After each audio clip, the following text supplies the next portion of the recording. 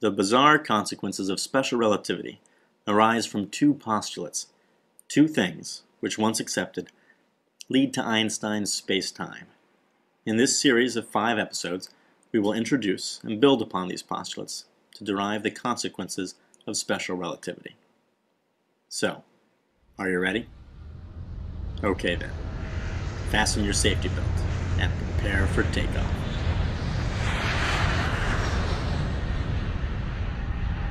Imagine you're waiting on the runway and decide to take a nap.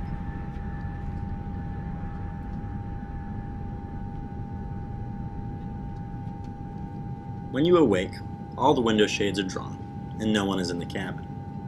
So, can you determine without peeking out the window whether or not you're on the tarmac or flying in a straight line at a constant speed?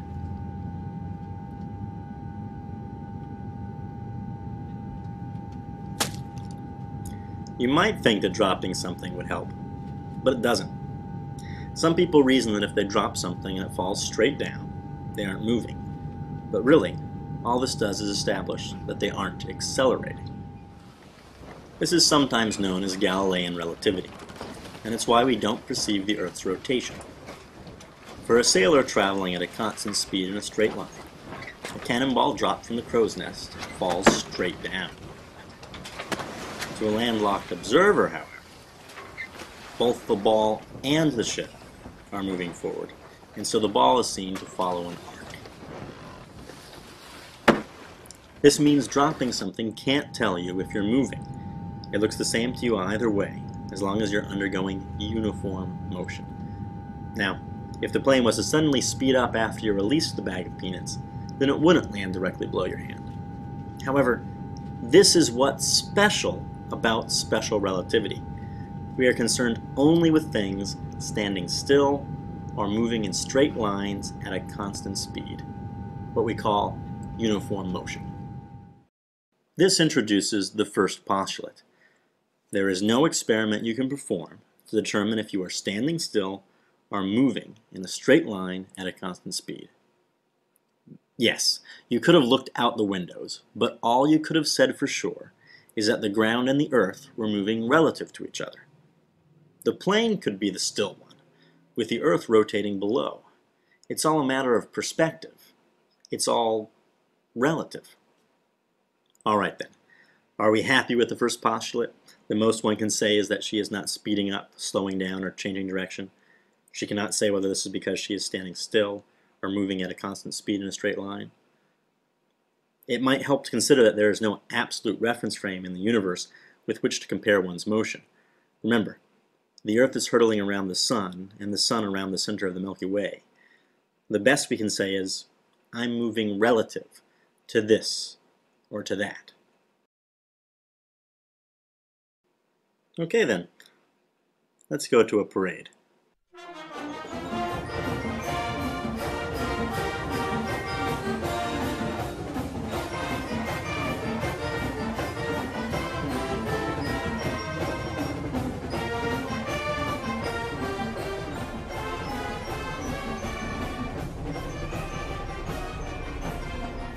You're throwing candy to onlookers, and normally you throw candy at 5 miles an hour relative to yourself. The truck is trotting along at 2 miles an hour. So when you throw candy to people behind the truck, you are throwing opposite the truck's motion, and the candy reaches them traveling slower than it would if you were standing still relative to them.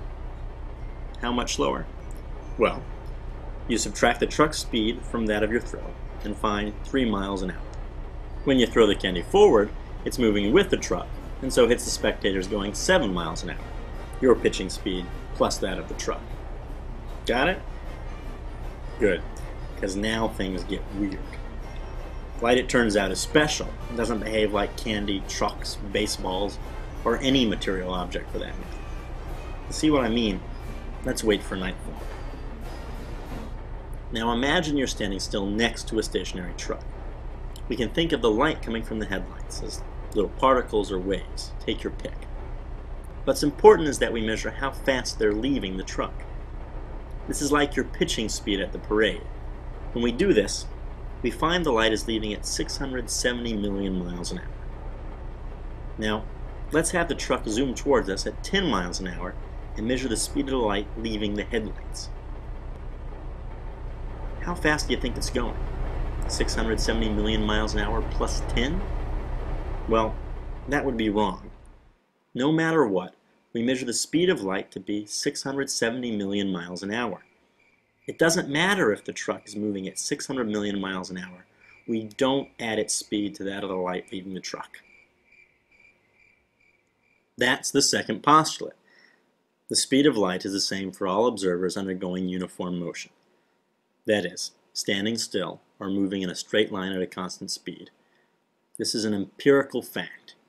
Yes, the speed of light changes when it moves through glass or water, but we're not concerned with these complications. The speed of light in a vacuum is always 670 million miles an hour. It might seem odd, but experiments show this to be true. Now, if you can accept this and the first postulate, you're ready for relativity. They're all you need. Everything else just follows. For our purposes, this means all uniform motion is relative. That is, you cannot determine if you are standing still or moving in a straight line at a constant speed, and the speed of light in a vacuum is the same for all observers undergoing uniform motion. You cool? All right then. Now for some specialized nomenclature.